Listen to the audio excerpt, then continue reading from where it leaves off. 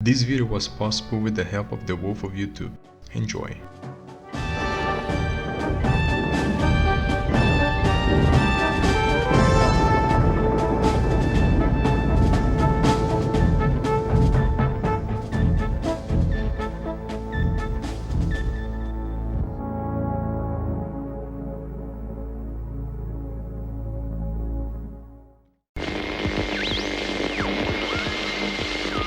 This is Stanley, the Falklands broadcasting station. Been instructed by the government of the Falkland Islands to call you and ask you to repeat the message. For the purpose of avoiding bloodshed and property damage among the population, we hope that you shall act prudently. Our concern is for the welfare and safety of the people of the Malvinas. This was the message from the Argentine Armed Forces. 4 a.m., April the 2nd, 1982. Argentine Navy cameramen film their invasion of the Falkland Islands.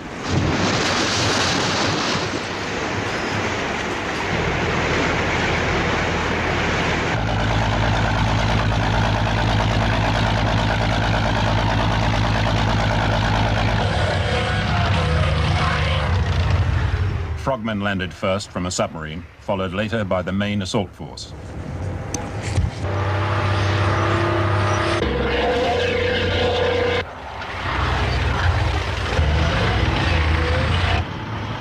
It was an historic day for Argentina.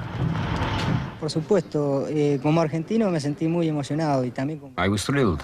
As an Argentine and as a professional soldier, I was thrilled to be taking part in the recovery of these islands that had been in British hands for so long. It made me very proud. Me llenó de orgullo. This is the Falklands broadcasting studio. Now, we've just had a call from Alistair Grieve. Alistair, I understand that you've sighted some of the vehicles, have you? I had a quick look out through the curtains and all I could see was smoke, so I honestly haven't a clue what's happening. But there's been some really heavy bangs, the whole place is shaking. It's a bit nerve-wracking to say the least. There's a lot of machine gun fire and fairly small arms fire as well. And where are you giving this report from, Ali? Are you standing up, sitting down, or what you doing? I'm lying on the floor, boy. Now, the situation, as you might hear, is that the radio station has now been taken over. We have three Argentine Wait a minute. We have everything recorded in 2 tapes. Yes. Okay? For the population. Well, just a minute. Señor, un minuto! If you take the gun out of my back, I'm going to transmit it to you. If you take the gun away. But I'm not speaking with the gun in my back. Everybody was very, very low in spirits. Obviously, we didn't know whether we were going to be shot or what was going to happen, taken back to Argentina. Everybody knew of the regime over there, the military government, what they'd done to their own people. They knew they wanted the Falklands and our future. Well, we didn't know our future.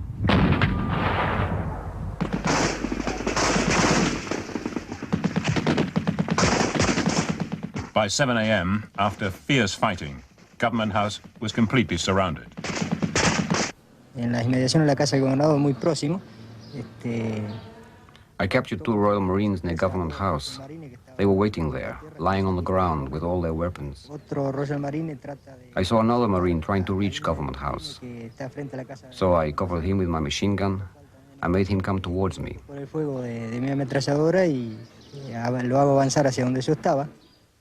Suddenly you're in their hands. I mean, there's 3 casualties of theirs lying in the garden in Government House. I mean, what sort of mood are they going to be in? You know, when their Oppos sort of shot up. And so when he actually lying down, I felt a bit humiliated, but I also felt apprehensive about what was going to happen next. But one of the Argentine officers, he came along and he actually struck one of the guards and told us to stand up. And we stood up and he shook my hand and he shook a few of the guys' hands and said that, you know, we shouldn't lie down and we should be proud of what we'd done. I was quite pleased, actually, that we were stopping, you know. I made no bones about it, you know. I didn't fancy sort of, you know, getting shot to bits. La diferencia fundamental es la falta de motivación que... The Royal Marines lacked our motivation. I think the reason for our motivation was the cause we were defending. You have to understand, we were defending something that was ours. They were simply following orders as professional soldiers. En este mapa que vemos acá de la República Argentina, las Malvinas aparecen ubicadas en la zona austral. Toda esa distancia que hay está separada por el mar. Ese mar que es el mar argentino. The Malvinas are a national cause in Argentina. Pupils in primary school learn about their lost heritage, of how the British stole the islands from them in 1833. Youngsters are shown that the islands are part of Argentina's continental shelf. La plataforma continental va a ser la prolongación del continente por debajo del agua. From a South American perspective, Britain's claim to the islands is absurd. Even an unpopular dictatorship would be acclaimed if it could recover the Malvinas. When news of the invasion reached Buenos Aires, the crowds went wild. The military regime's record of violent repression, the economic crisis, all were forgotten overnight. The national dream of reoccupying the Malvinas had been realized. No puedo negarle que fue una alegría inmensa. I can't deny that I was immensely thrilled. It was thrilling to see the huge crowd outside Government House supporting our action regardless of their political beliefs. The workers had demonstrated against the government in that same square only a few days before. But now even the trade unions were there supporting Argentina's stand. So I can't deny that it was one of the most moving moments of my life. Quizás unos momentos más emocionantes y más importantes de mi vida. Have you heard from the governor at all this afternoon, sir? In London, there was outrage that the government had allowed British sovereign territory to be invaded. There were rowdy scenes in Parliament, swiftly followed by resignations. It is a national humiliation, and I have been responsible for foreign affairs, and I do not think it is right that when that happens, the minister responsible should just go on as if nothing had happened. And I think that the honourable thing to do is to resign. Britain's prestige was severely damaged. The government turned to the armed forces.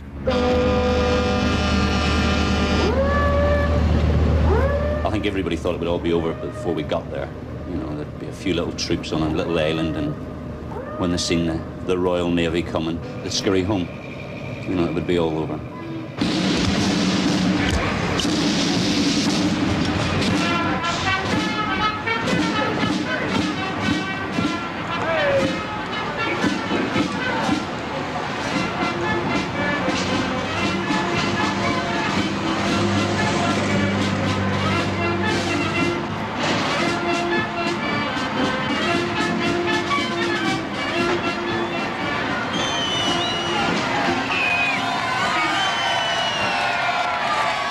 Thought, why the hell did he want to invade somewhere at the top of Scotland, like?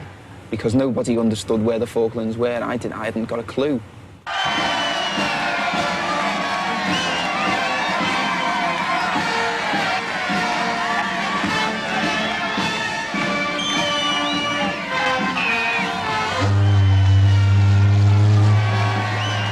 I've always said years ago, God, if there's ever a war breaks out, I'm swimming back to Belfast where I was born. You know, they're not getting me to war. No, I didn't join for war. I didn't want to go, but I thought, well, I've got to go. You know, the taxpayers have been paying my wages for all these years, and okay, they've called my number for once. They've called all our numbers for once.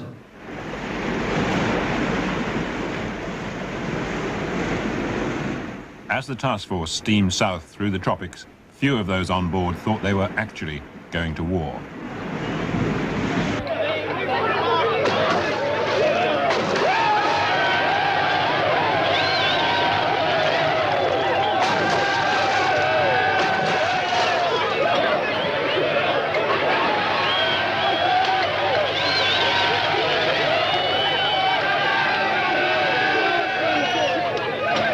In his letters,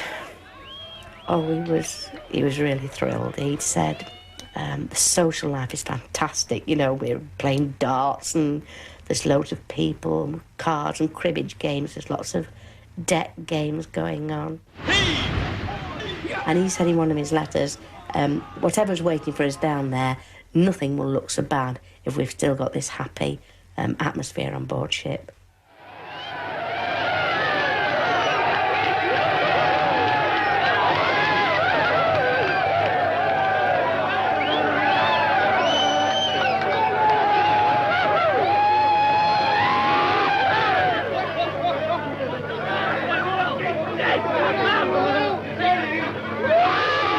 There was a curious air of unreality on the way to Ascension. None of us really thought it would come to a war at that stage. Every day we listened to the BBC World Service about the diplomatic manoeuvres that were going on, and we genuinely believed there would be a diplomatic settlement, and we were merely an extension of that diplomacy. We had to learn Spanish. Virtually the only stuff that we did learn was things like Manos Arribas and Rendaze, which means hands up and surrender. We didn't think it was much point in learning sort of I surrender or anything like that. Many of them had adopted a rather belligerent, gung-ho attitude. One of the helicopter pilots told me that he'd never dropped a real depth charge on a live target, and he was quite looking forward to it now. And one of the Harrier pilots said that what Britain needed was a small war like this. It would do morale no end of good.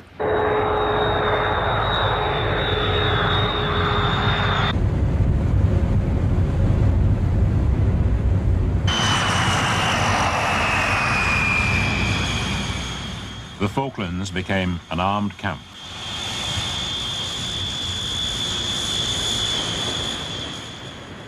In their thousands, young conscripts arrived from Argentina.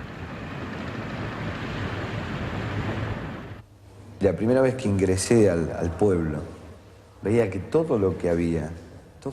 The first time I went into Port Stanley, I noticed that everything was English. There was practically nothing there to remind me of Argentina.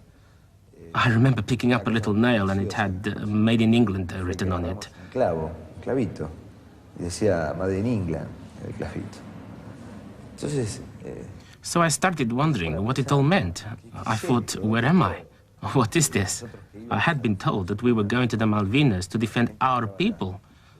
But it turned out that they weren't our people at all. So you had to ask yourself, who were the invaders? Them or us?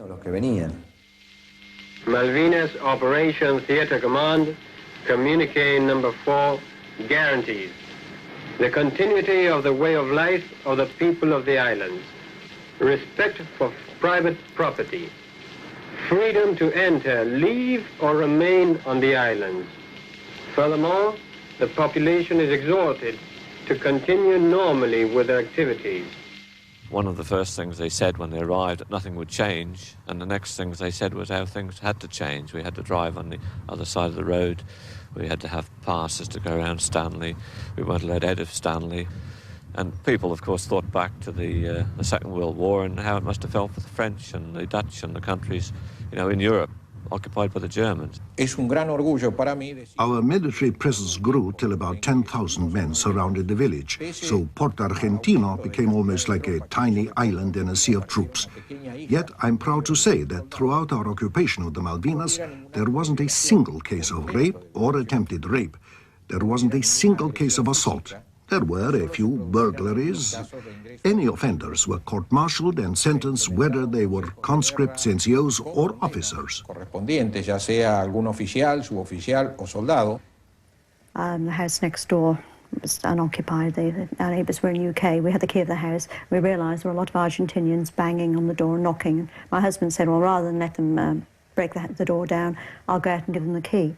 He was immediately taken by the Argentinians and made to kneel at our front gate. It was a bitterly cold day, Sunday afternoon. For about 20 minutes, over 20 minutes, he was kneeling there in his shirt sleeves with a submachine gun at his back. I never realised just what it was like when you can't sit down. I tried to sit down and I couldn't. I was so tensed up, I was so worried. All I did really was walk to the kitchen and made a cup of coffee and came back. I didn't know that in 20 minutes, half an hour, one can drink so many cups of coffee. And I put on Land of Hope and Glory and opened the windows, and I felt that, knowing my husband's sense of humour, that if he were to die, that if the last thing he heard was that, at least he would die with perhaps a little smile on his face. Most straightforward possible fashion. that The United States was anxious to avoid a war between two of its closest allies. the whole conflict seemed to be strange. It seemed to be much less important than it obviously seemed to both sides, because the Falkland Islands by themselves did not seem to be objectively that important, if I may say so, to anyone. And yet suddenly they had become the focus of this enormous, intense conflict.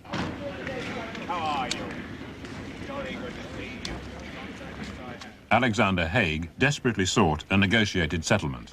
On board his peace shuttle was David Gompert.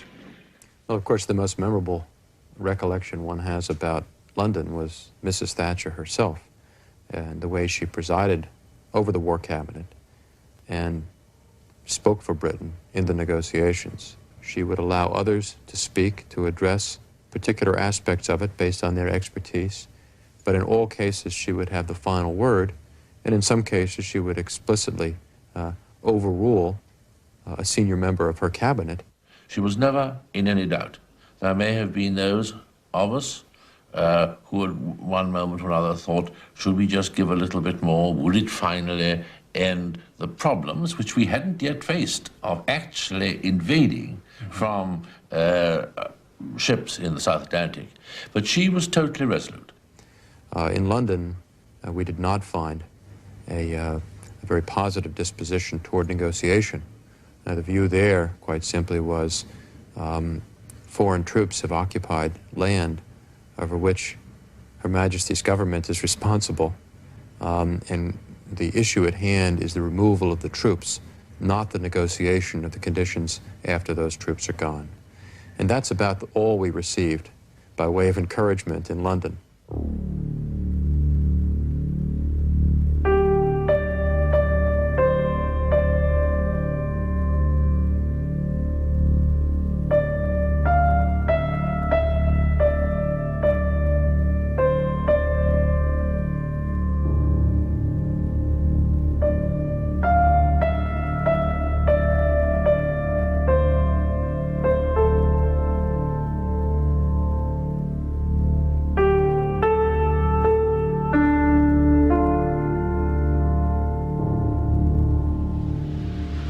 The stormy waters of the South Atlantic brought with them a change in the atmosphere on board the ships of the task force.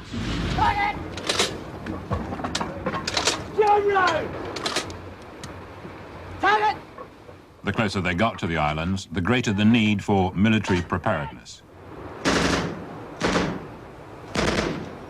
The Royal Marines who defended the islands in the original Argentine invasion had been deported to Britain by their captors. Now they were returning as part of the task force. We were a little bit of a celebrity status, you know, with the other Marines. You know, it's sort of, you know, what's it like, you know, being under fire, you know, and what's it like sort of doing this, that and the other, and you all sort of swept along with the whole thing about, you know, well, we're going to go down there and sort of dick these lot, and as we got nearer, the old, for Queen and country and all that was going out the window, you know. And it was more of a, let's get down there, do it, and let's get back, you know. And if we don't have to go down and do it, great. I was quite convinced we were going to fight. I've got far too much imagination to be brave or gung-ho or anything like that. My company commander, John Kisley, was in many ways of the same opinion as me. I remember once talking to him, and we just had a photograph taken of the whole of the company, which was left flank, and we looked at it afterwards, and he said to me, well, it's rather sad, but some of those faces won't be there if we take a photograph on the way back. I thought about it for some time, and I decided to write my wife a letter and explain to her how much I loved her, my feelings for her, things that she could remember me by, a piece of music, a place to go. I gave her some advice as to how to behave as a widow, as I remember. And it was difficult for me to write.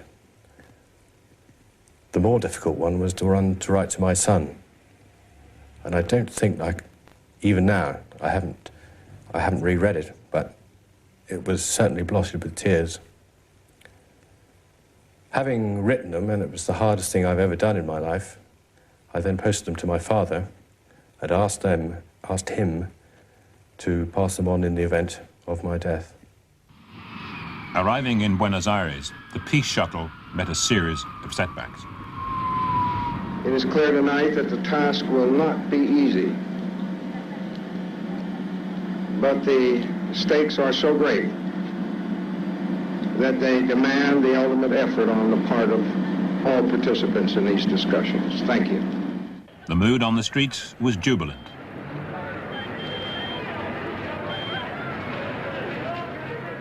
The junta promised the Malvinas would never be surrendered. Argentina would never give up its birthright. There was about their attitude a kind of frivolousness, first of all, as though they were not really serious, as though they did not have a sense of what war would be like. They had no sense of the tragedy of war and of the loss of life. They had no sense that they were going to be defeated. As I pointed out to them, surely they were going to be defeated. They had no experience in war. They would be fighting one of the world's great powers, which Britain is, and they couldn't even treat the matter fully seriously. They couldn't decide among themselves, and it was clear by then that they had decided, in fact, to go ahead, if for no other reason than that they were incapable of uniting in a decision not to go ahead to war. It was our failure to grasp that agreement, our failure to make it stick in Buenos Aires, that in fact had removed the last hurdle and permitted the forces to engage and the killing to begin.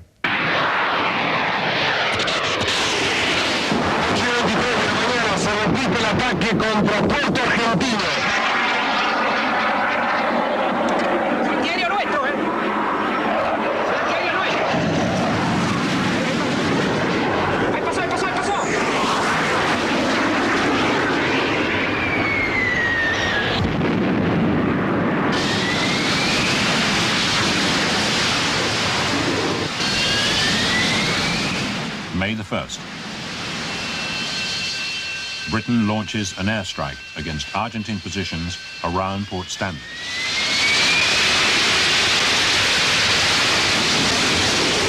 We were woken by a friend saying, "They're here, they're here, they're here, the British are here." And I was so elated that I stood in our front window and jumped up and down. And as I turned around, I realised that the Argentinians, the machine gun nest just a few yards away from our house, were pointing the gun at me and indicating that unless I got down, they were going to shoot me. So needless to say, I very quickly got out of the window.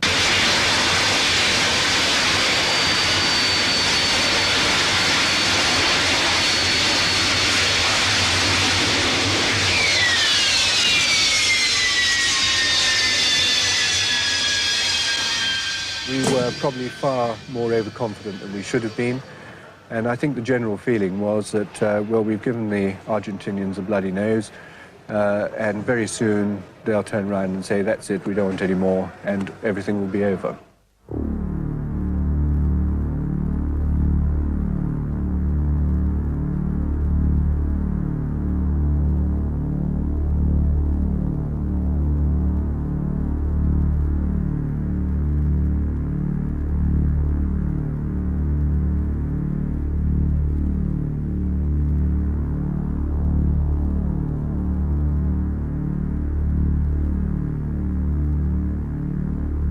Argentina was not defenseless against the task force. It too had a powerful navy which set out to find the British fleet and sink it. There were new warships equipped with modern missiles. But proudest of all was the World War II cruiser USS Phoenix, now renamed after one of Argentina's greatest heroes, General Belgrano. Serving on the Belgrano was the goal of every professional sailor, because of her tradition and because of what she represented in the Argentine Navy.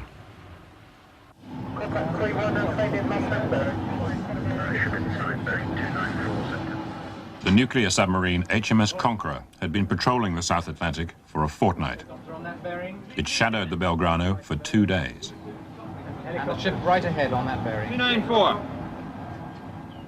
At 4 p.m. on the 2nd of May, under direct orders from London, it fired 3 torpedoes at the cruiser.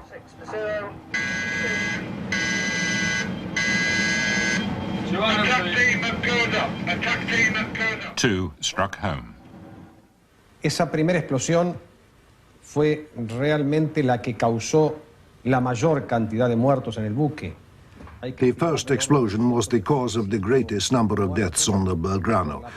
About 275 sailors died as a result of that explosion and the massive flooding that followed. 4 seconds later came the second torpedo, 15 feet from the bow. Those 15 feet practically disappeared underwater. All the crew members assembled by their life rafts, waiting for the order to abandon ship. Tomo la decisión de ordenar ese abandono.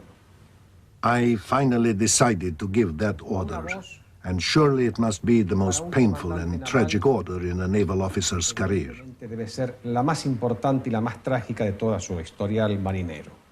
Uno se siente imposibilitado de no poder salvar más gente, sabiendo que hay más gente abajo. We knew there were more people below decks and there was nothing we could do to rescue them. We would have tried, but it was just impossible. All we could do was try and collect the wounded from the main deck and take them to the life rafts. Most of them had been burned by the explosions and the fires. We knew that we were leaving behind lots of our friends. They were below decks, hoping that we could somehow rescue them. We just couldn't get to them. I couldn't bear it, leaving them behind. Pero usted sabía que ahí abajo estaban sus colegas, sus amigos. En otro puesto de guardia. And there was nothing you could do. Nada.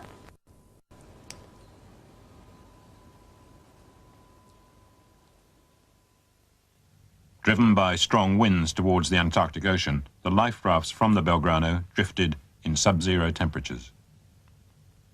After 2 days, some were recovered by the hospital ship Valparaiso.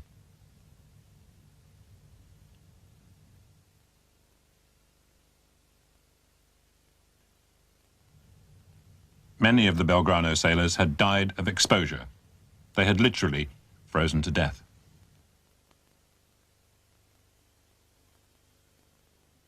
Venía sobre el techo de la balsa. Se ve que en un último intento de ser visualizado y de que era una balsa ocupada. I remember we sighted one life raft, and it had somebody on top of it who seemed to be asleep. He was so well wrapped up that all you could see was his face. He had his survival suit and his life jacket. He was well prepared. At a distance, he seemed to be sleeping peacefully, with his hands folded under his face. He had obviously climbed on top of the life raft looking for rescue ships. When we brought him aboard, we found out that he was dead. That young officer was Lieutenant Gerardo Sevilla. Tuve un llamado telefónico de mi hijo mayor. Me dijo, ¿estás escuchando? That night, my other son called, and they asked me whether I'd been listening to the radio. I said no, I'd been watching the television. He said he'd been listening to some ridiculous stories on a foreign radio station, but he didn't say anything else. So I went to bed, and early the next morning I switched on the radio, and the first thing I hear is that the Belgrano has been attacked. Que se hundió, bombardearon el crucero General Belgrano. I rushed to the phone to call my son and my sister, and it turned out that they had been up all night listening to the news. That was the start of my long night. My long nights. La larga noche, las largas noches. El lunes no aparecía. The next day, no news. On Tuesday, nothing. That afternoon, the parish priest at the church just across the road from my home said a special mass. All my neighbors and relatives came to pray for my son's safe return. But it was not to be.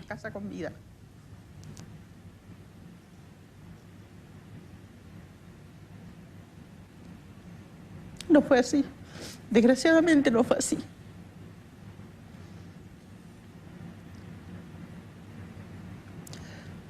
Fue muy angustiante. He was just a boy. He was 6'5". So happy. So healthy. Oh well. He wouldn't like to see me crying like this. En fin. Él no quisiera que yo estuviera así en este momento.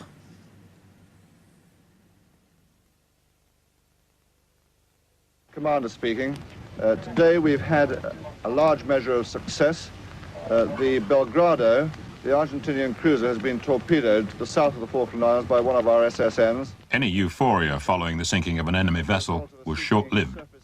Argentine Navy pilots were determined to hit back.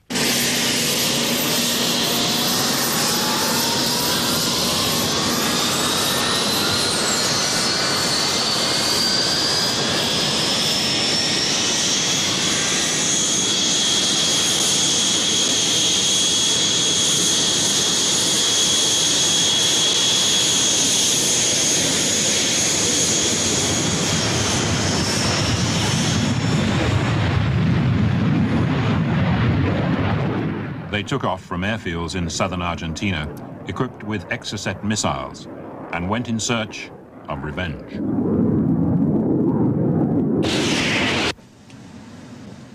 HMS Sheffield was on the lookout for enemy aircraft well forward of the main British fleet. Blind, AWOL, one probable target, 01010. Go flash, direct the radar.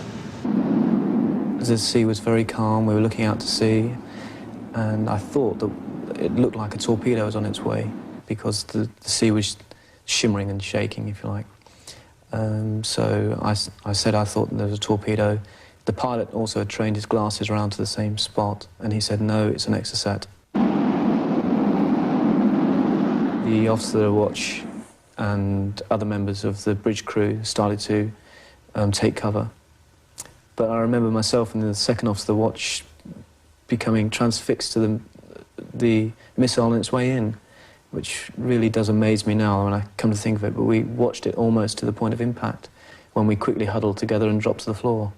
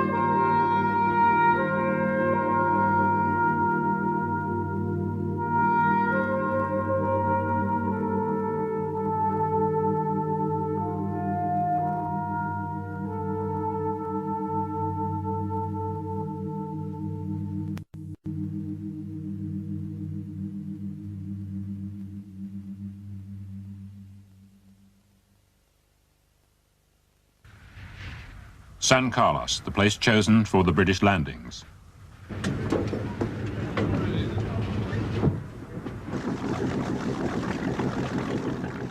The special boat squadron had been watching the area in secret for weeks. They were amazed to find it only lightly defended. We couldn't possibly defend every single spot where the British forces might have chosen to land. We didn't have enough resources. We had to defend the main target, Porto Argentino. Of course, the Argentinians are trained by the Americans or influenced by the Americans and believed that we were also. They've therefore thought if they were doing it, they would land in Stanley, and they assumed that because we had American influence, we would land as close to Stanley. We don't do it that way. And quite apart from anything else, it would have caused terrible and totally unforgivable casualties to civilians. And it's just not the British way of doing things. We prefer a rather more subtle approach to these matters. Subo a su puesto de observatorio, ya se había despejado un poco la bruma y no solamente estaba, ¿no es cierto?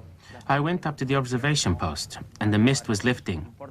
I could clearly see several frigates and transport ships, and there were dozens of helicopters flying about and landing craft coming towards us.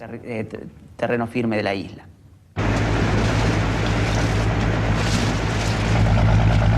Realmente era impactante. And let me tell you, it was quite a sight. I had never seen such a fleet deployed in front of me. There were 5,000 troops about to land, and there I was with my 40 men.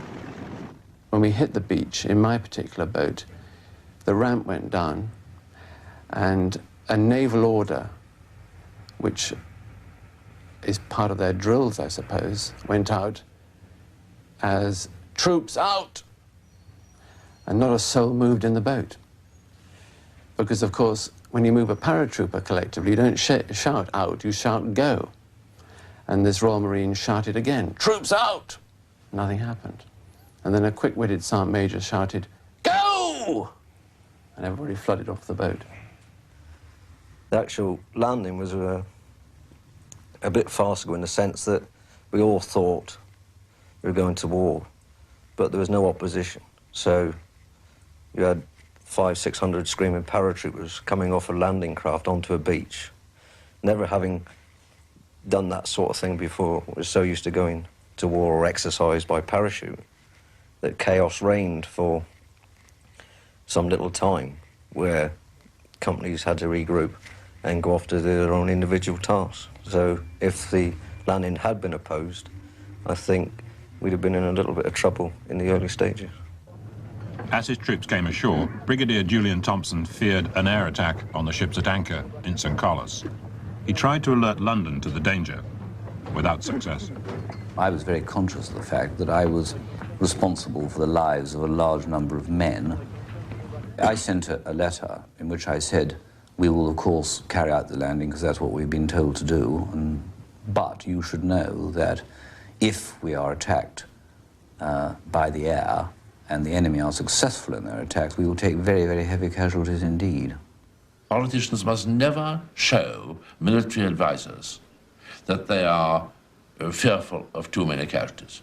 Because if you do that, you will put caution on the commanders right down the way when caution probably may not be the right answer.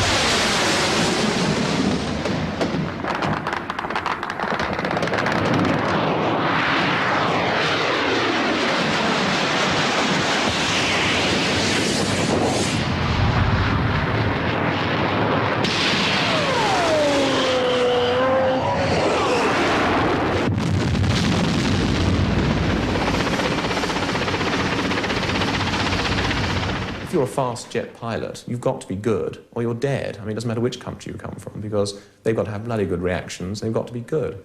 And the Argentinians, if you imagine, what are they, sort of racing drivers, polo players? I mean, what better sort of chap to have sitting in a fighter?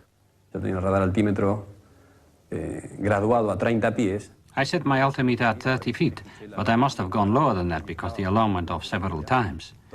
We were flying at 450 knots, and at that sort of height, well, it's quite a peculiar experience. I saw the masts of the frigate up ahead, and we lined up for the attack. They knew what they were doing. They knew how to attack the ship. They all lined up one after the other, and came up the stern. At that time, the captain ordered full speed. We tried to manoeuvre to get our 20mm to bear, but it seemed, whichever way the captain turned the ship, there was an aircraft lined up on the stern, ready to come in. El buque estaba reaccionando bien. El buque había incrementado su velocidad al máximo. The ship was reacting well. I could see that it was moving at top speed, making for the open waters in the middle of the channel, trying to maneuver away from us.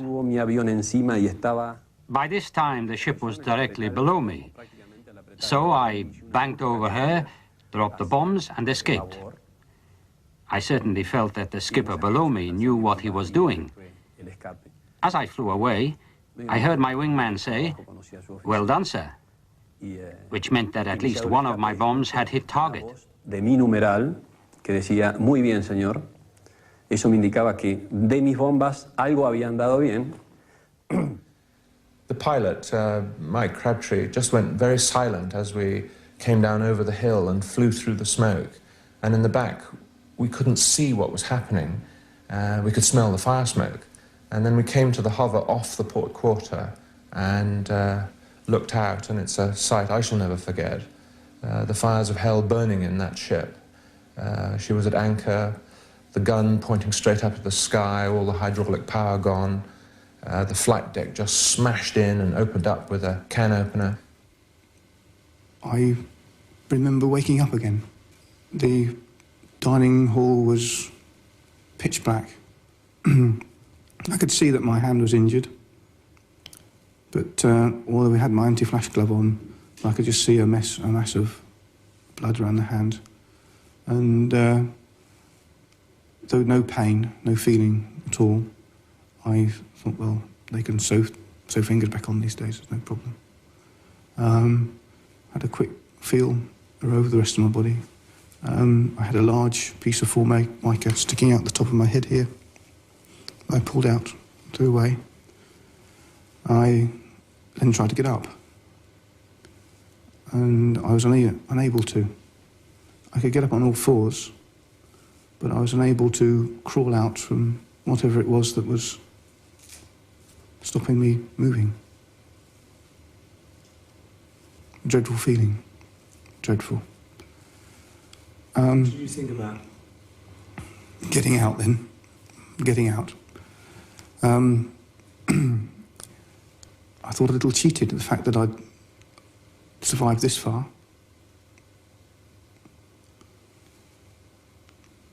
You pray. And I could hear somebody moving around in the debris. And he came up to me and said, "Oh, you're all right, mate, all right."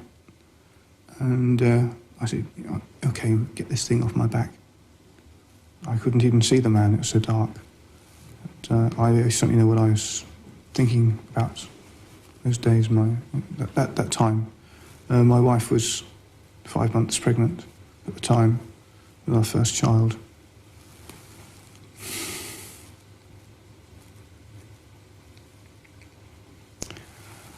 And I wanted to get home.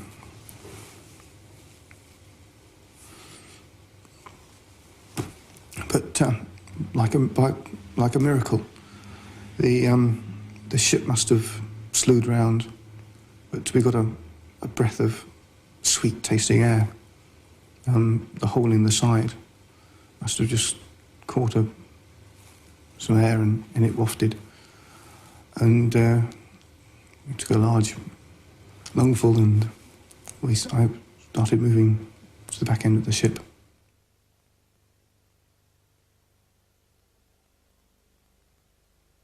I sent them all off, and then I sort of stood there on the bridge on my own, with people getting nearly all my men were off by then, and Yarmouth had put her stern onto our bow because we were sinking by the stern, and I finally walked forward and stepped off onto her, and it was very sad. And as we moved away from her, I know a lot of my chaps were in tears.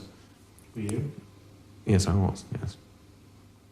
Cuando yo tiro mis bombas, no estoy deseando. When I bomb a ship, I'm not trying to kill anybody. I certainly wasn't trying to kill the Ardent crew. What I'm trying to do is to put the ship out of action, hopefully without causing any casualties. That's how I felt throughout the war, and that's how all my colleagues felt. Le diría a usted entonces ahora si pudiera al Capitán West, ¿no? Al Capitán West? Bueno. Captain West? Well, I'd tell him that I regret sinking his ship, and I'm sorry that some of his men had to die.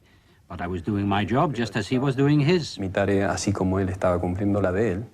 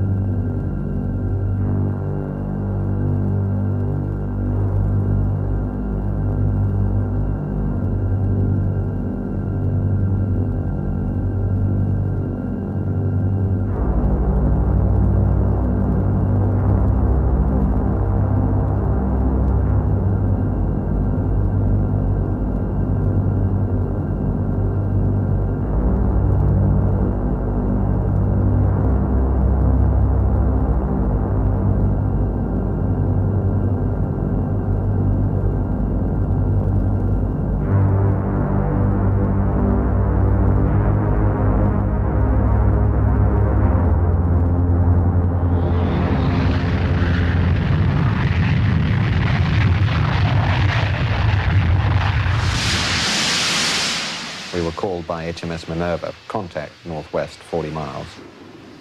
Well, all we saw was one Pucara that was flown by a chap called Major Tomba. And my first run in, I shot at him and shot half his left aileron off and set his right engine on fire. So I was hitting all right, pulled away and thought he would go into the ground. Not a bit of it. En ese momento miro el ala de mi avión y veo.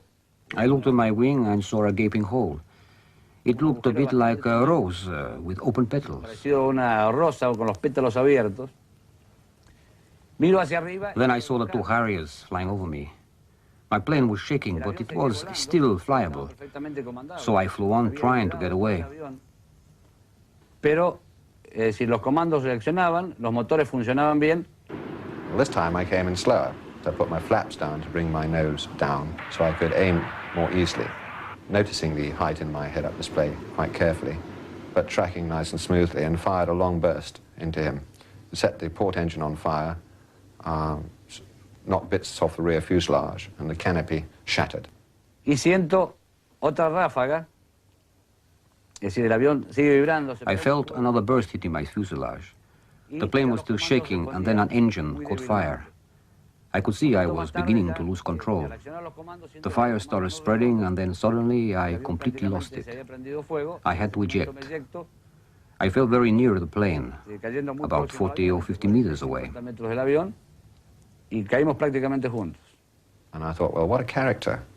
I mean, he should have got out after the first pass. He stayed with it until it just wouldn't fly. Got out just before it hit the ground, and apparently walked back to Goose Green. He was captured later. And I have nothing but the highest respect for him. I mean, that was real bravery.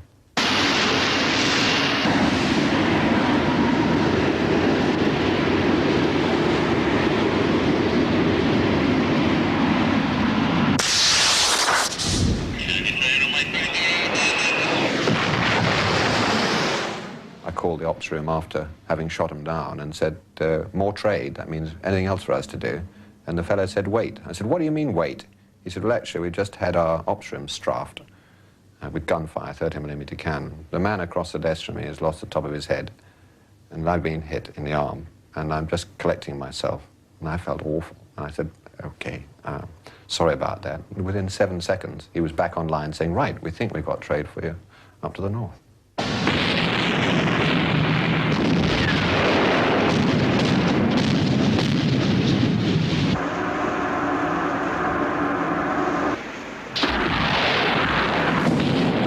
Argentina's pilots sustained heavy losses. Only a few survived being shot down. Personalmente pensaba que me iban a tirar al agua. Claro, porque esa era la... I really thought they were going to throw me overboard. Well, I suppose that when you've just been captured, you tend to be a bit paranoid. They were taking off my survival suit and pointing at me with this rifle.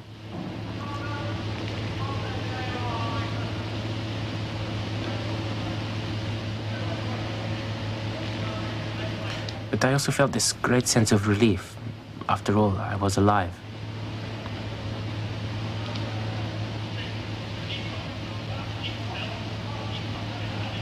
Right, wrap the black kids around him and let's get him away.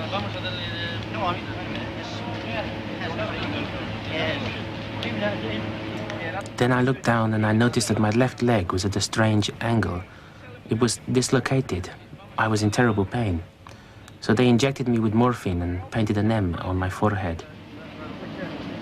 88, foreshadow the headstone. Leave that on him for a while. You may have to take. He has got a complete fore and aft dislocation of his left knee, probably rupturing some of his thigh muscle. He had a dislocated left kneecap patella bone, which I've reduced the dislocation. We've now wrapped him up. He's got a nasty lot of bleeding around the joint. Allí, antes de entrar, pienso que el capitán Hawley también. They took me to hospital, and this doctor told me, "Here you are, just another patient." And the truth is, that's exactly how I felt from then on.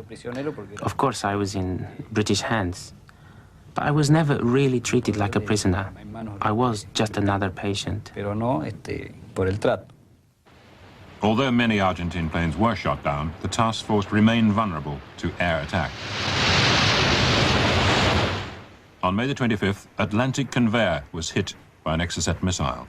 When we drove up, there was a chaplain from the Merchant Seamen's Mission in Manchester, sat in his car on the door, you know, waiting for us on the road. And I saw his little blue badge on his lapel. And you automatically, I thought, something's wrong. So he said, "Can I speak to you in the house, please?" So I said, "Yes, come on." So I said to the children, "Go in the kitchen, please," and sent them away in the kitchen. He took me in the lounge. He said, "I'm afraid I have some bad news for you." I said, "Just how bad?" He said, "I'm afraid it's the very worst." And then I couldn't get rid of the man. I just wanted him to go. And he said, "The children, make your mother a strong cup of tea." I can remember that.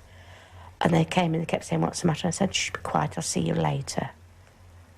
And then he went, and then, of course, I told the children. How did you tell them? I just said that the ship had been hit and that the dad had been killed.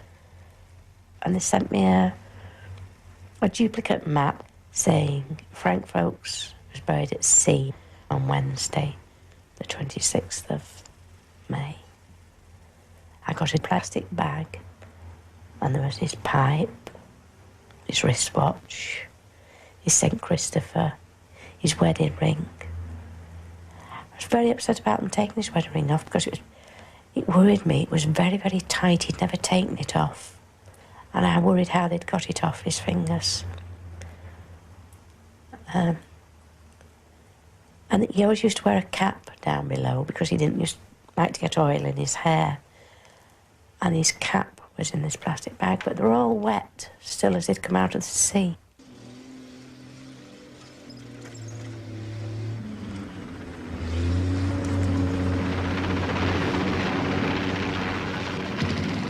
British forces digging in at St. Carlos were held up by the loss of vital equipment on the Atlantic Convair.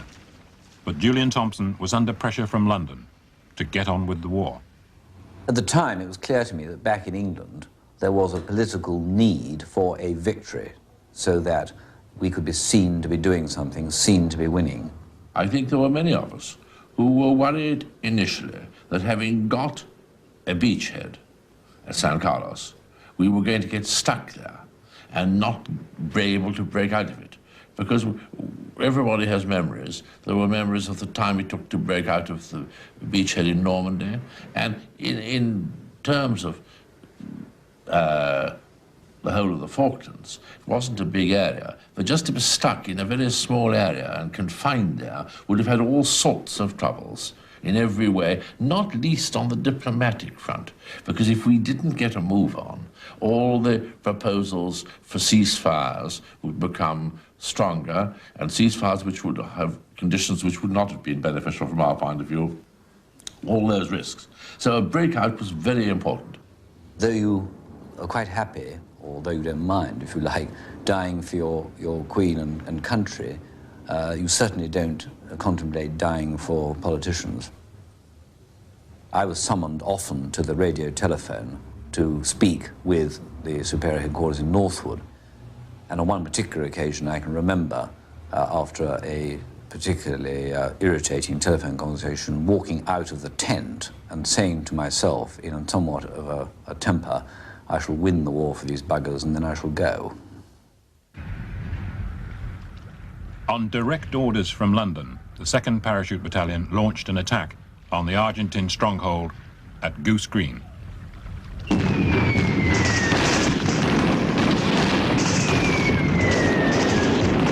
It's dark. There's an enormous amount of noise. There's incoming fire to you. There's white phosphorus going off to provide smoke and illumination. There's tracer coming towards you and going away from you. There's fear running through you. You close up towards the trenches.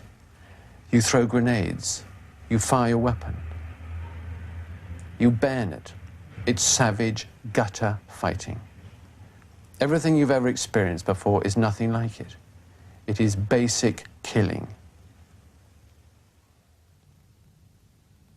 In command of 2 Para was Lieutenant Colonel H. Jones.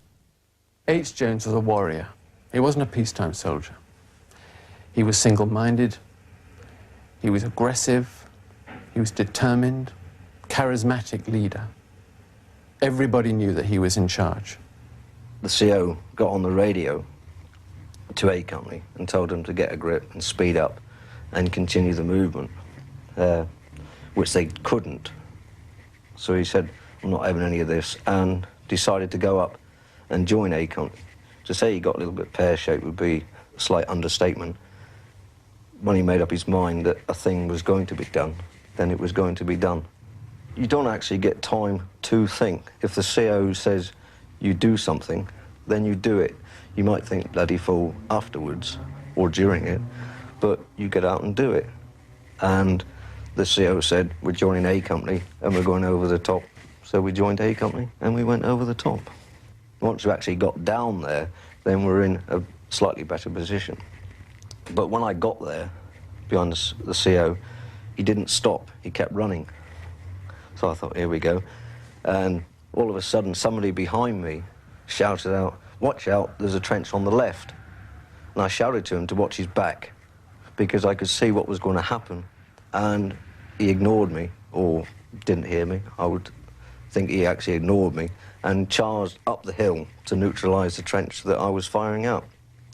As he got to within 6 or 7 feet of that trench, he actually got shot from the trenches behind. You know, that you could actually see, and I saw the round striking the ground behind him, coming up, gradually getting towards him, and actually shot him in the back. And the impact of the rounds hitting him actually pushed him right on top of the trench that he was going for.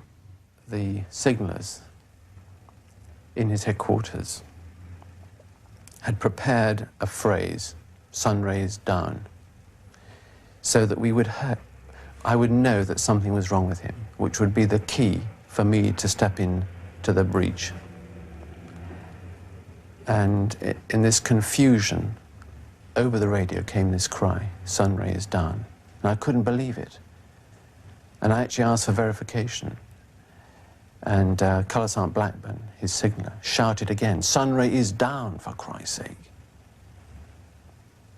And then the surge of apprehension and fear and would I perform well enough? What do I do now? What's the situation up there?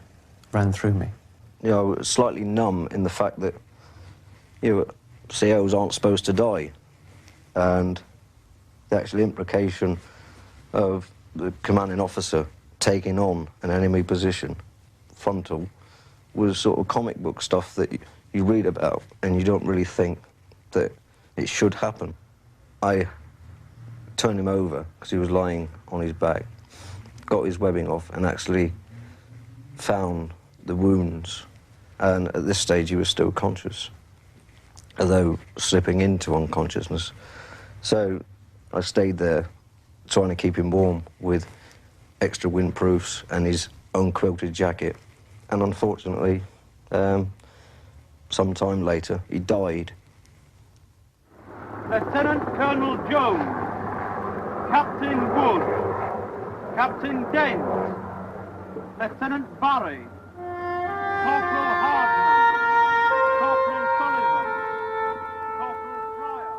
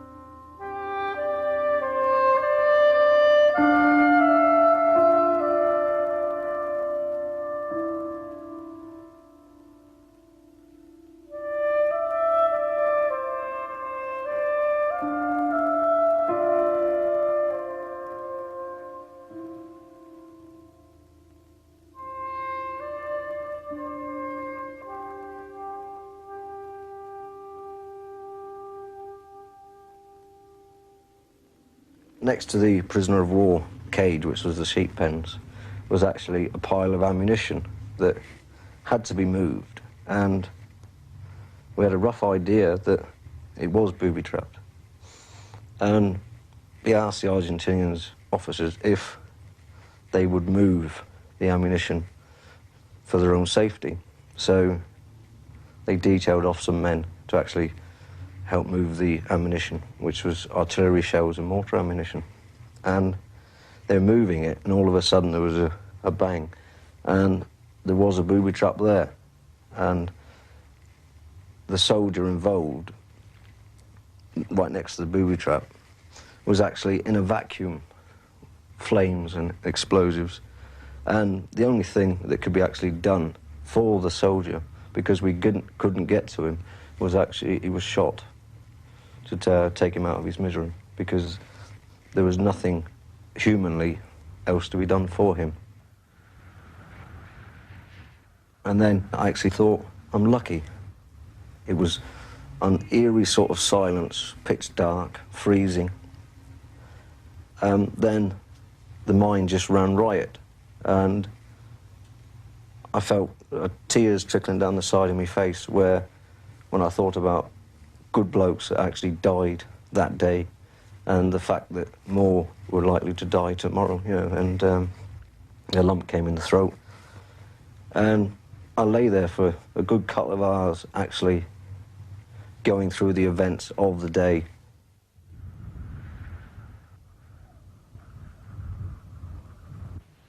In readiness for the advance on Stanley, reinforcements were brought into St. Carlos.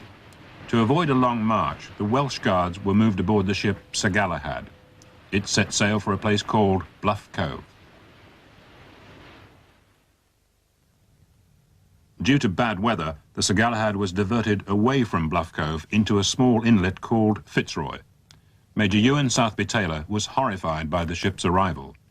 Crammed full of troops in broad daylight, it was in grave danger of Argentine air attack. He wanted the men moved urgently off the ship to the safety of the shore, just 200 yards away. And I put it to the senior officer that I could find on the stern of the Galahad that my considered and professional opinion as a land aircraft officer and somebody involved in amphibious warfare for almost all my career was that they should get off first and then wait. He was adamant that Bluff Cove was his destination and not Fitzroy. I was equally adamant that I was not going to take him to Bluff Cove in anything in daylight, and I was, of course, tragically proved correct only a few hours later when one of my craft was sunk. I pointed out that it was only 200 yards away. It would take maybe only 20 minutes to get all his men off. He said he wouldn't put his men in a mixed load of ammunition, which we had from Sir Tristram, but we had the boats alongside to take the men off.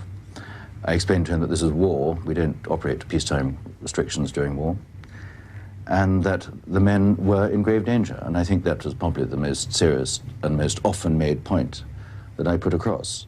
And eventually, in a fit of extreme anger, I told him that he was behaving extremely irresponsibly and that I would not be held responsible for what happened to his men. And of course, tragically, 3 or 4 hours later, I had proved absolutely correct.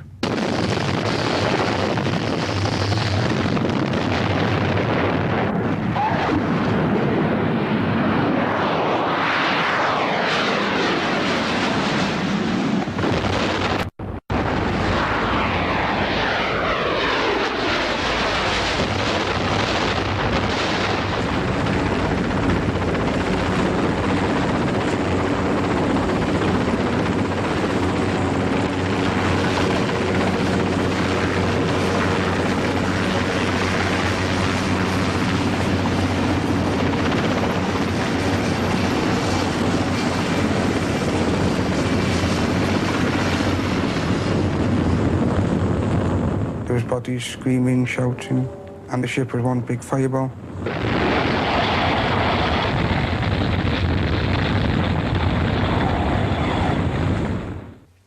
There was nowhere for the flames to escape. They rebounded and came back and caught most of my back, my legs. And that's where I actually caught fire.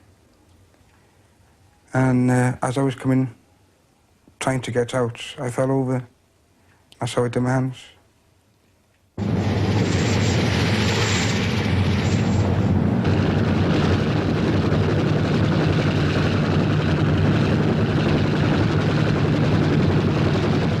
It was red hot, the deck, as if the metal had been in a forge in a blacksmith's. To me, it was like as if I was seeing double. There was a hand, and the ripples, the skin off the hands had actually come off to the top here, and it was like a glove on top, and it was flapping about on both hands.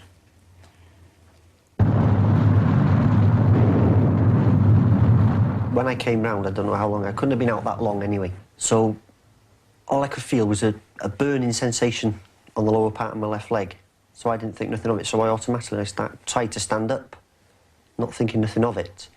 And I remember looking at my left hand because that's what I was more worried about because it melted. And when I stood up, my leg had gone. There was just little bits left of it.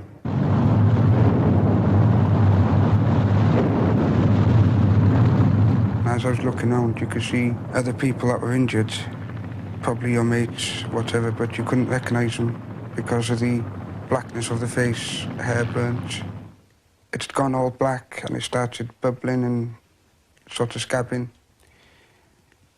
up, and it smelt awful.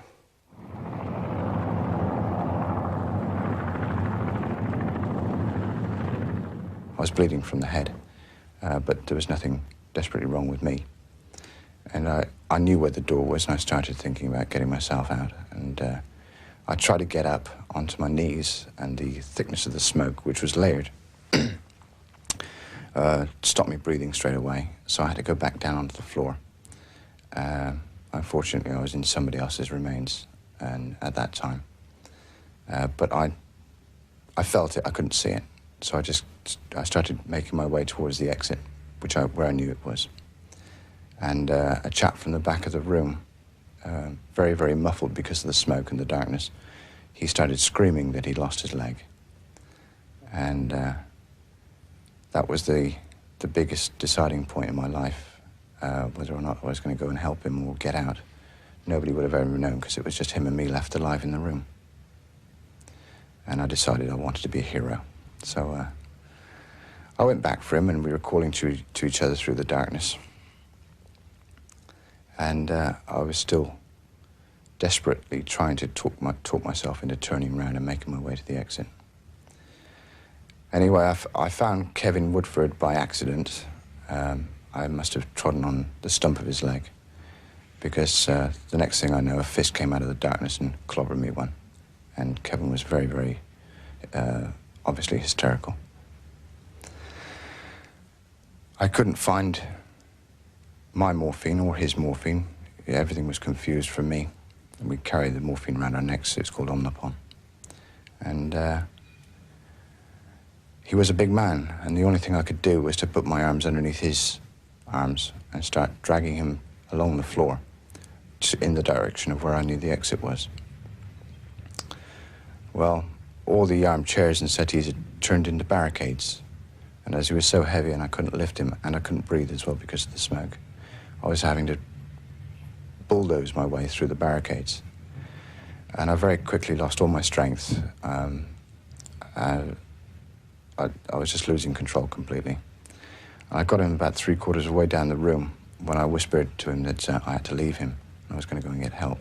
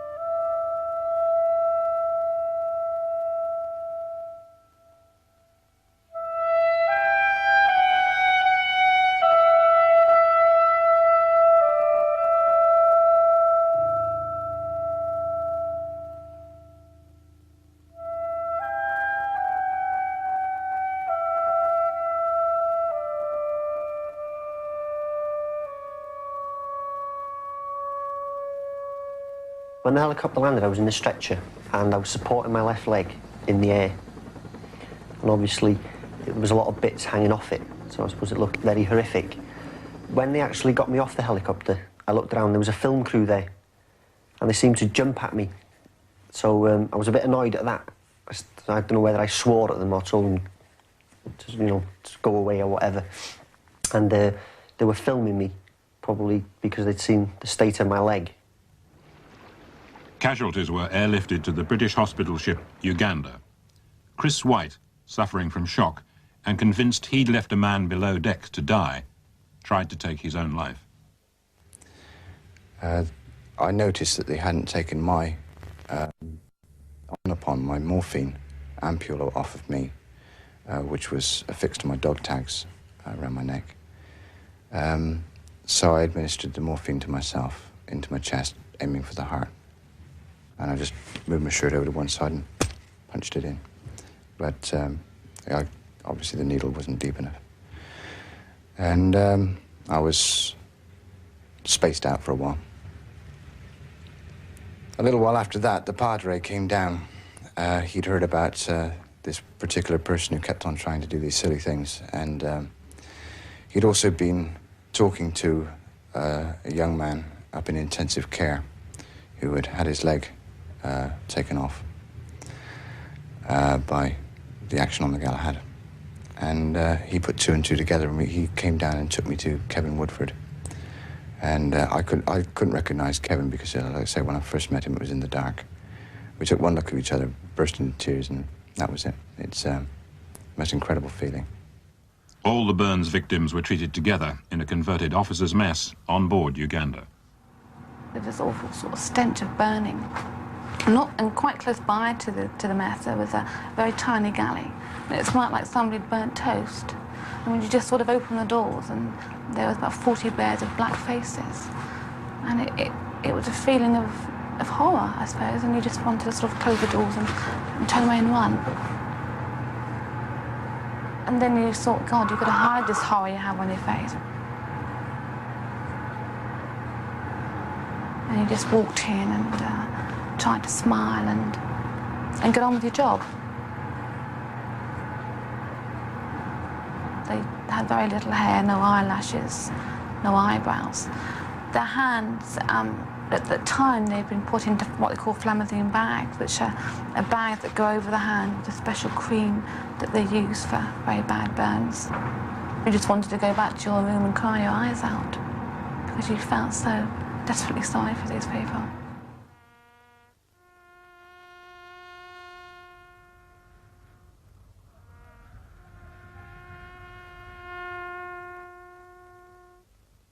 I could have got those men off in 20 minutes. No question of that whatsoever. And anybody with any professional sense would have taken the advice of the on-the-spot expert, regardless of rank. But unfortunately, I was not wearing the rank of a lieutenant colonel, who, as far as I can make out, was the only man who was prepared to listen to him. And I think probably in my career that was the most angry I have ever been, although I was not directly involved. It was certainly the only time in my career that I have felt almost shame at being involved in something that has gone wrong. And although I blame myself partly for not insisting with even more vigor that the men were brought ashore, I feel that I'm not actually to blame for the deaths of those men. And it gets through to me even now after 6 years, 5 years. The distance from St. Carlos to Stanley is 60 miles. British troops had to walk the whole way.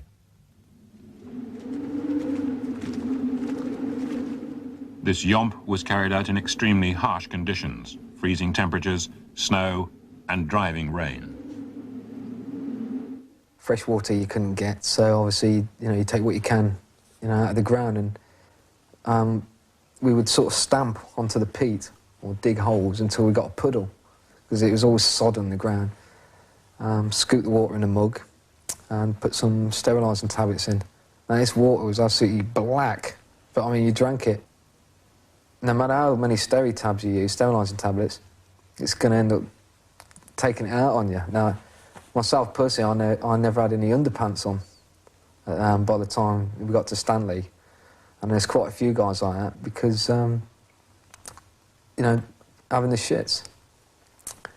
One of the lads in our troop just undone his zip and just cut through his underpants and just tossed them away and just carried on walking. I mean, there was nothing else he could do. I mean, the doc, he just said, the only thing you can do, because you're losing body fluid, is to just drink lots of water. Of course, we're drinking that crap again.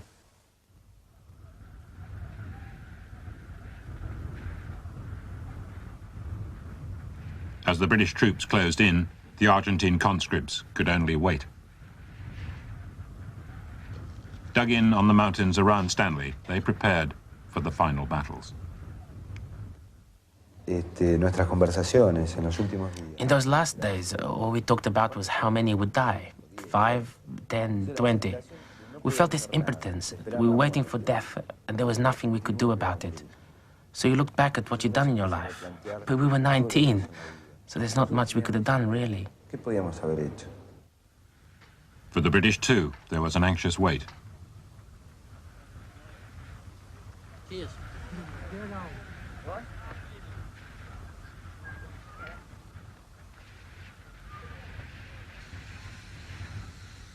Troops had to sit it out until the order to attack was given. Nothing happened, and the tension was pretty sort of electric, and we were all moving an extended line, and still nothing happened, and we were just waiting. And after a while, people, you could almost feel almost a sense of relief. People were beginning to think, well, they've bugged out, they're not here anymore. And just as we were beginning to feel that, there was suddenly, literally, the horizon just lit up in a complete sort of sea of white flashes.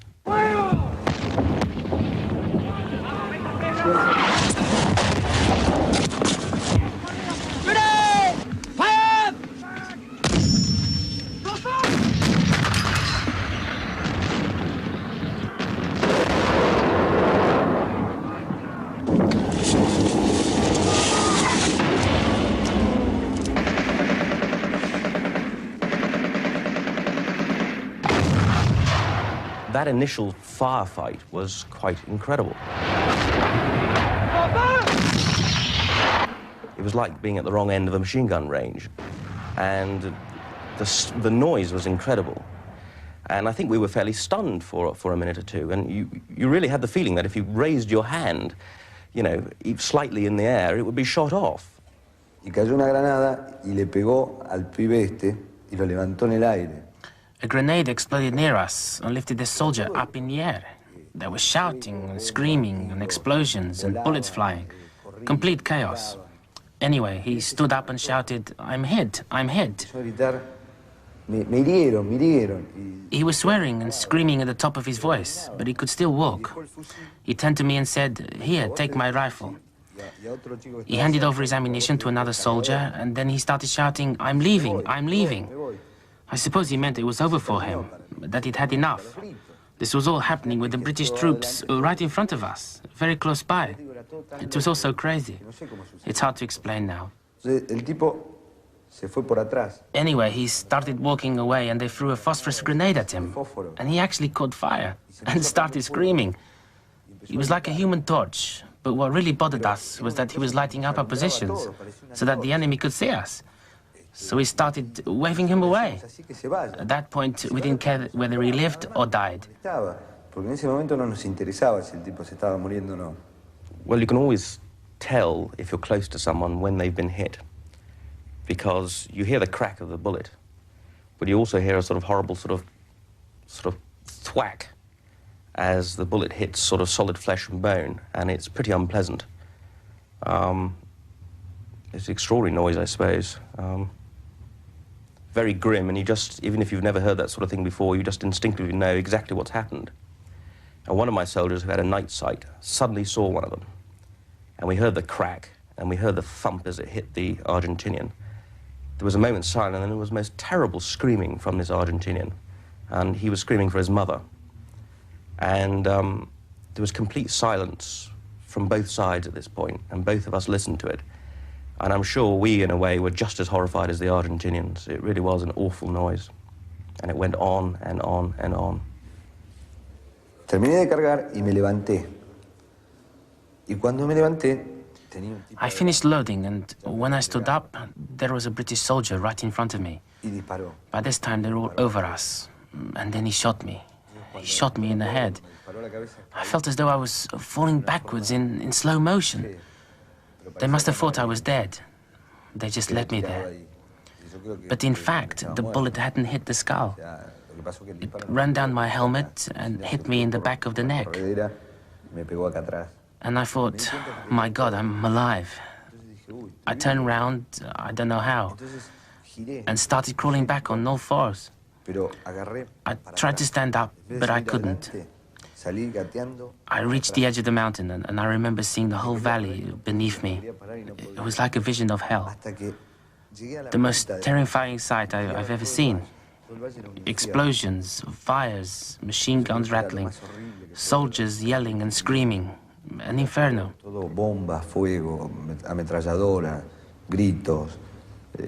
I felt everything spinning around me. And when I tried to stand up, I fell down the slope. Y cuando me paré, me caí.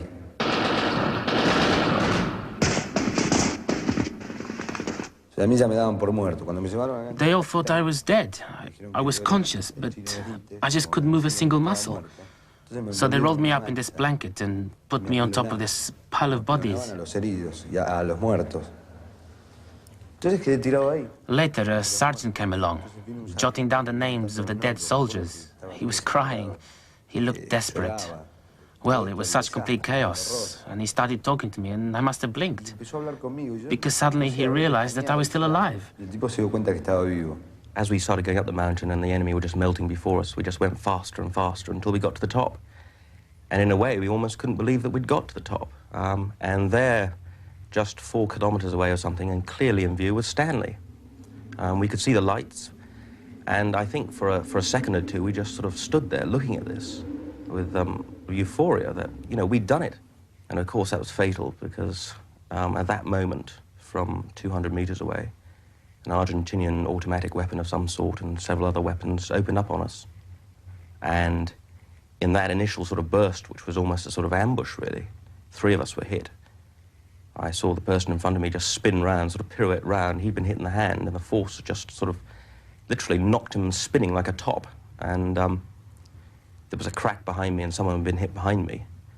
And it all seemed to be in slow motion. In fact, it was just my brain thinking rather faster. But as I turned to run into the nearest cover myself, I suddenly felt something like enormous sort of hammer blows on my legs. And the tracer from the round was like sort of, you know, sort of scarlet rods all around me. And I noticed that my right leg especially, both my legs, but especially my right leg, was very sort of stiff already. And there was a sort of brief burning sensation through the muscle on my right arm. I put my right hand down to touch my leg, and 2 of my fingers went in up to the knuckles. And it was at that point that I realized I had actually been hit.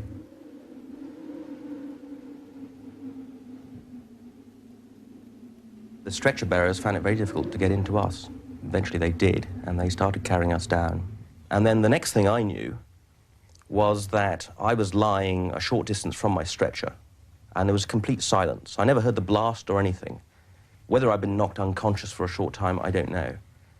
I turned round, and the stretcher bearers basically were in pieces. At least one of them was completely blown to pieces. It really was wretched. I just couldn't believe it.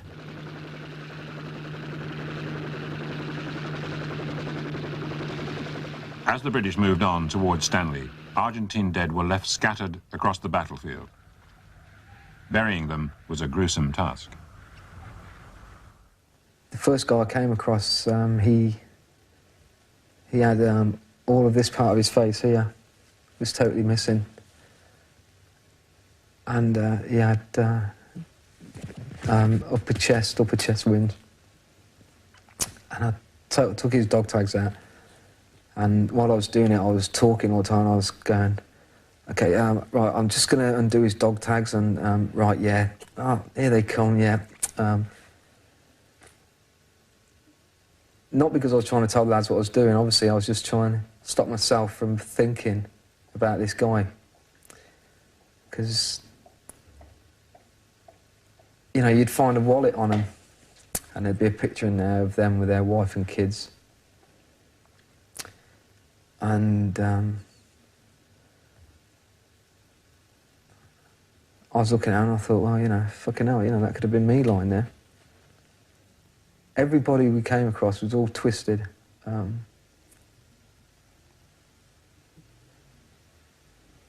You could see the agony, you know, that these guys had been in when they died.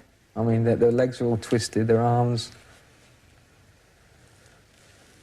And then we found an Argentine officer. He'd been injured, he had a belly wound. I can't remember who found him.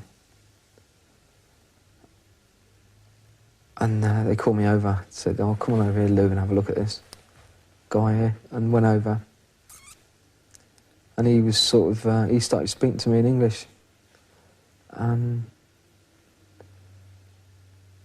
he was telling me, you know, that he didn't know why he was, you know, why we were fighting either. I feel bad about the bodies. You know, the state of them and everything. And, you know, the way we sort of just toss them into a hole.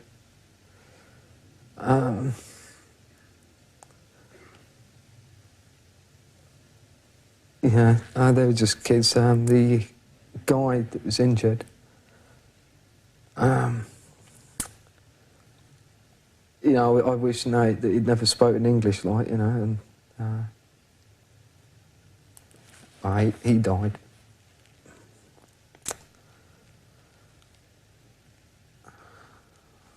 Can we stop a minute?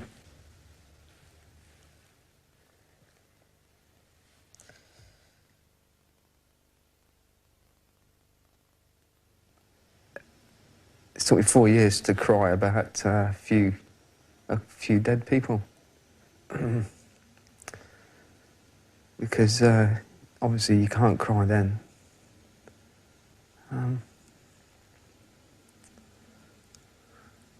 you know, you got a job to do and you do it.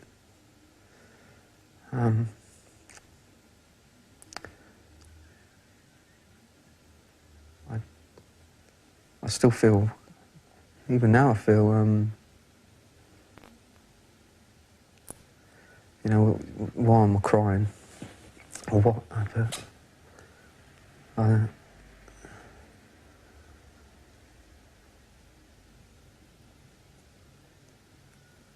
I'm afraid I just don't see him as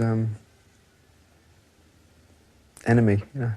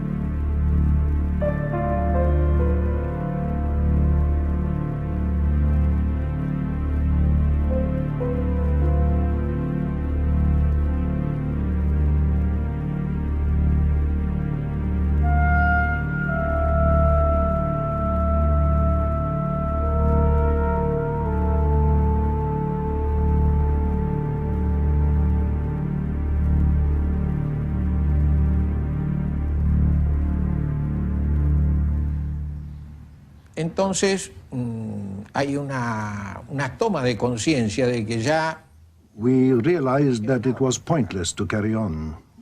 We had no more cards to play. Reducida apenas a 10 o 12. Our artillery was down to about 10 or 12 guns. Apoyo aéreo directo. We had no air support. Los ingleses The British were just off our shores, shelling us. Para reforzar sus propios fuegos. Our men were exhausted. They had fought hard and had lost much of their equipment. If we'd carried on, we would have just have been wasting lives. That is the conclusion I reached. So then I discussed it with the High Command before accepting the British offer of a ceasefire and the start of negotiations. Resolví aceptar el cese del fuego ofrecido por los ingleses y más tarde se produjeron las conversaciones correspondientes. Yo sentía una congoja muy grande. Para mí era... It really hurt. We had been defeated and I felt defeated. What really stuck in my mind was seeing the Union Jack flying after the surrender. That was quite a blow. I was so angry and frustrated that I broke down in tears. I remember thinking about all I had been through. The hunger and the cold, loneliness, and the death of so many of my friends. And after all that, there was the British flag flying over us. It was unbearable.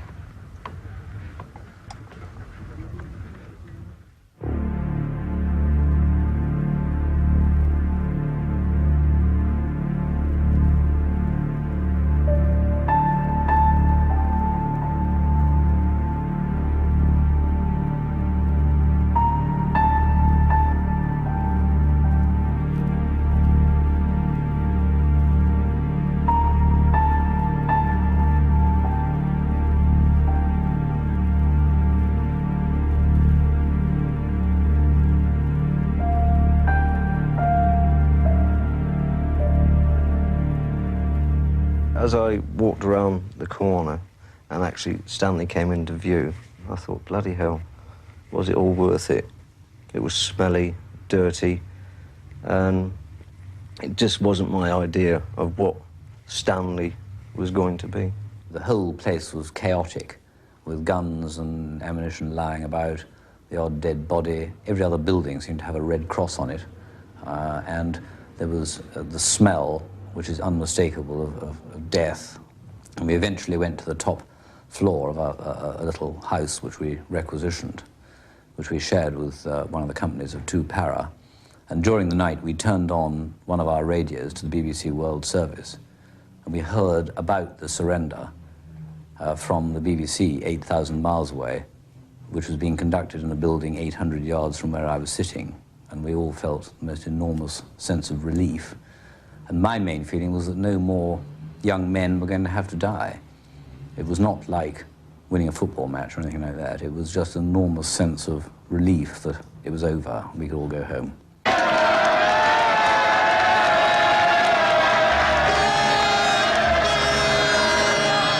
We sailed in early that morning.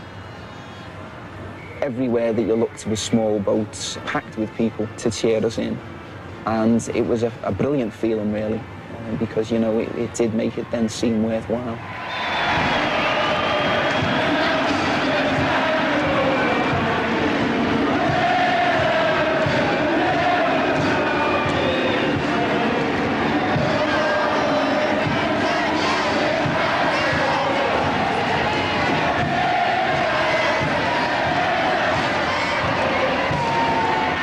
Just upset you.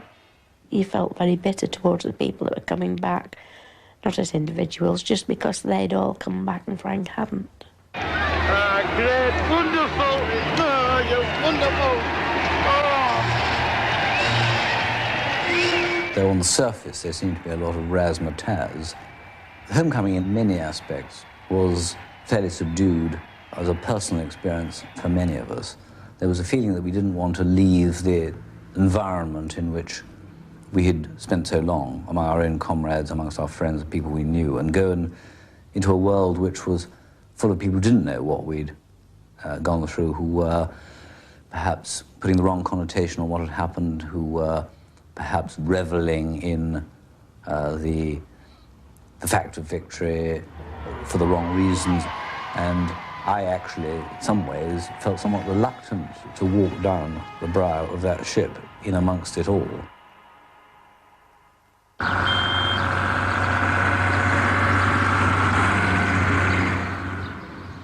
Returning to Buenos Aires, conscripts found that life seemed to go on much the same as before the war. Entonces fuimos a un boliche, como le decimos nosotros, a una boate. I remember we went out to this bar, and I walked in and I thought, well, this can't be a very happy place after all that's been going on. I went up to the bar and I ordered a beer. And I looked around me and the place was full of happy faces. Everyone was having a good time, celebrating as though we'd just won the World Cup. You'd think that nothing had happened in Argentina. No había nada, no había pasado nada. Acá en la Argentina nunca pasó nada. Entonces uno se pregunta. And I asked myself, how many fathers did I kill? What was the point? Did I do all this for my country? What's my country? Are you my country? All those of you laughing and dancing and having a good time while we suffer? It's not resentment. I'm not asking for any reward. All I'm saying is, look, we risked our lives at 19. Many didn't come back. But we did. What are we supposed to do now? Nosotros estamos acá y ahora qué hacemos.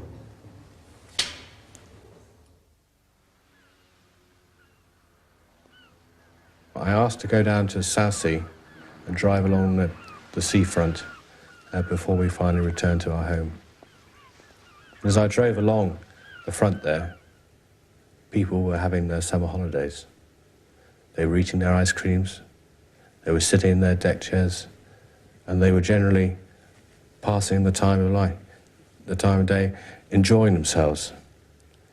And I felt as if I wanted to pick them up and shake them and say, look, there is a war going on. People are getting killed.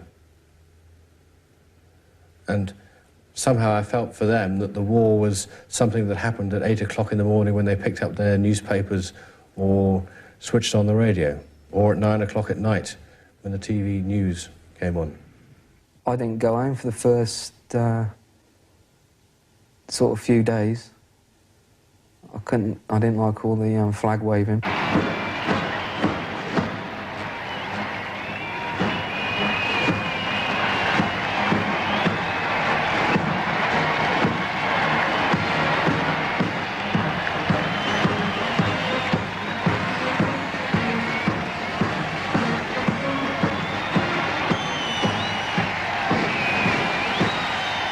Strangers would come up and say something stupid like, did you kill anybody, you know?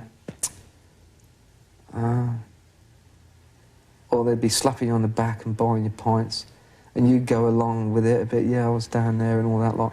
But you never really tell them what it was like, you just tell them, well, basically what, as much as the British public do know.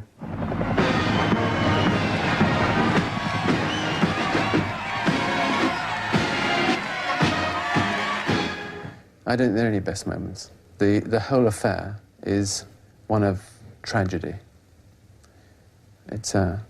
War is a messy, dirty, miserable business. And we should never, ever allow ourselves to go to war. We, the British people, are proud of what has been done. Proud of these heroic pages in our island story. Proud to be here today to salute the task force. Proud to be British.